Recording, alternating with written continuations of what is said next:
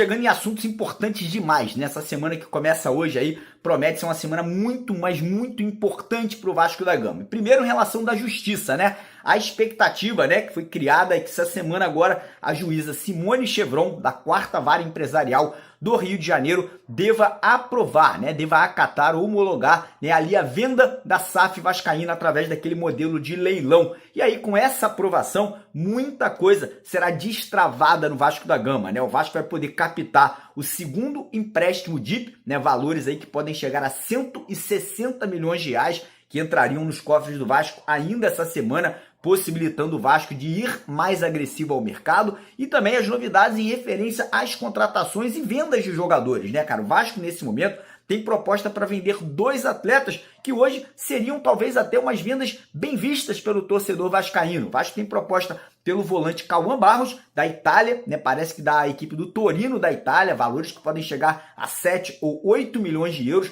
pela saída aí do jovem volante que hoje é titular do Vasco da Gama. E a outra informação é que clubes da MLS, né, que é Major League Soccer, né, Liga de Futebol Americano, seguem monitorando o atacante Brenner. Inclusive, um clube da Major League Soccer, que é o Columbus Crew, lá dos Estados Unidos, já teria feito uma oferta, né, com valores praticamente idênticos ao que o Vasco pagou para trazer o Brenner no começo do ano. Mas como o Vasco ainda não contratou um novo centroavante, o Vasco está aí preocupado, né, de perder esses 2 jogadores, o Barros e o Brenner, e não conseguir a tempo contratar jogadores para estarem em campo nas próximas partidas. Então o Vasco nesse momento aí segue muito reticente, né? Lembrando que a janela de transferências vai até o dia 12 de setembro, ou seja, temos mais um mês e meio aí para negociar jogadores, saídas e chegadas. Enquanto o Vasco não de fato conseguir contratações, não acredito que o Vasco fará mais vendas, né? Já perdemos o Hugo Moura, nada contra, mas um jogador ali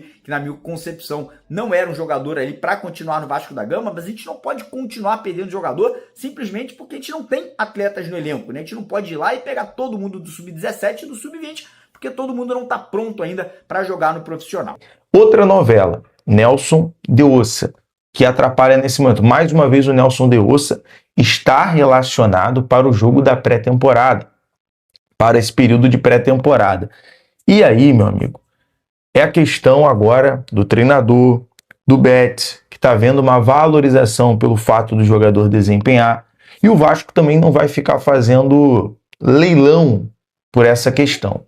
Prazo ali até no máximo quarta-feira para poder resolver essa questão com o Nelson de Ossa, senão tem que buscar um novo jogador. O Vasco também não pode ficar se inclinando. É um bom jogador, tem ali o acerto com o mesmo, que quer inclusive vir para o Brasil, que quer vir jogar no Vasco, mas é incrível, tudo é um parto, tudo se torna uma novela, porque os dois, na expectativa, já era para ter desembarcado no Rio de Janeiro, tá fazendo exames e tá treinando com o time, mas tudo se torna uma novela pelo fato também do que tanto o Racing, tanto o Betis, aliás, no mercado geral, sabe que o investimento vai chegar, sabe que o La Máquia, assim quando for aprovado pela 4ª Vara da Justiça a compra da SAF, o La Máquia vai injetar dinheiro.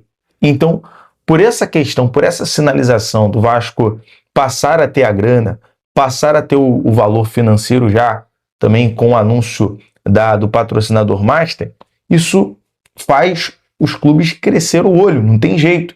Sabe que vai ser injetado grana, sabe que vai ser aportado dinheiro e quer que o Nelson de Ossa seja valorizado, o Racing vai fazer jogo duro, então tudo isso acaba atrapalhando. E outra coisa, como eu falei que tudo vira uma novela, e essa é a verdade, a mesma coisa pelo Lúcio Rodrigues, que é jogador uruguaio, que o Vasco também tem ali o interesse, tem a negociação com o Neon da Arábia, e é um jogador que o Vasco sofre a concorrência nesse momento pelo clube turco, por um clube turco, que tem negociações também já avançando pela contratação do jogador. Então, nada é fácil. A gente está aqui para trazer toda a informação e esse resumo, esse capítulo que vai se estendendo essa novela. Infelizmente, não tem o que fazer, né? São novelas que vão se estendendo e a gente vai trazendo a atualização para você, torcedor Cruz Maltino. É ruim, é triste, porque a gente queria muito estar hoje, inclusive no aeroporto, porque pelas informações que nós recebemos sábado, até conversando com pessoas ali próximas ao Vasco, no dia a dia do Vasco, a expectativa do jogador chega hoje, mas essa reviravolta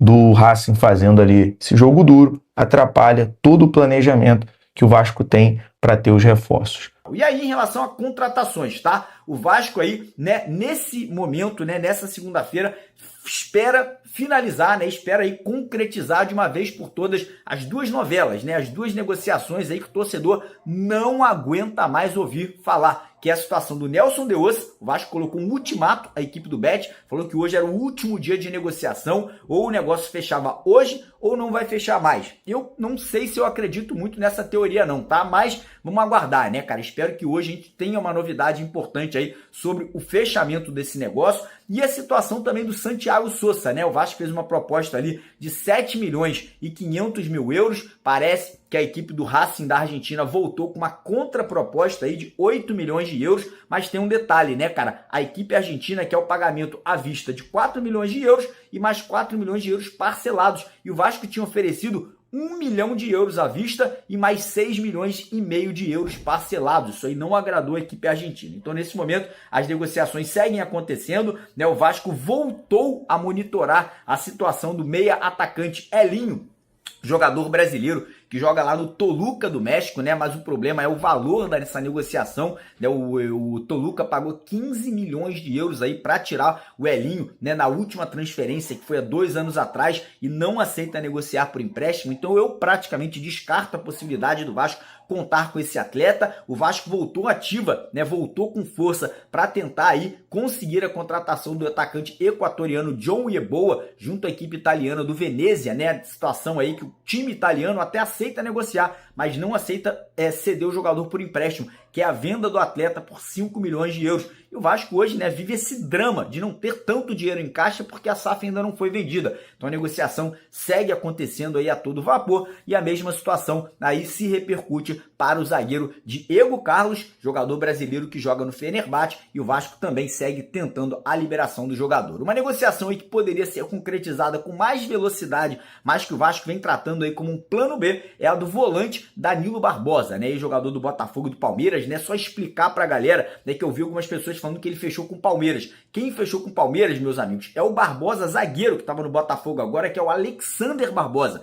não o Danilo Barbosa, né? Uma coisa é o Danilo, outra coisa é o Alexander. Não confundam, tá? O Danilo Barbosa, ele é jogador de um clube árabe chamado Al-Ula, né? Ele tem contrato até o final do ano que vem, mas ele não se reapresentou, porque ele quer voltar a jogar no futebol brasileiro. Então, tô vendo algumas galeras aí confundirem aqui nos comentários. Ah, Mário, tá falando besteira, já fechou com o Palmeiras. Quem fechou é o Danilo Barbosa, tá, rapaziada? Não vamos confundir as coisas aí nesse momento. Então o Vasco segue conversando aí com o Danilo Barbosa, que pode aceitar aí uma proposta vascaína ainda nos próximos dias.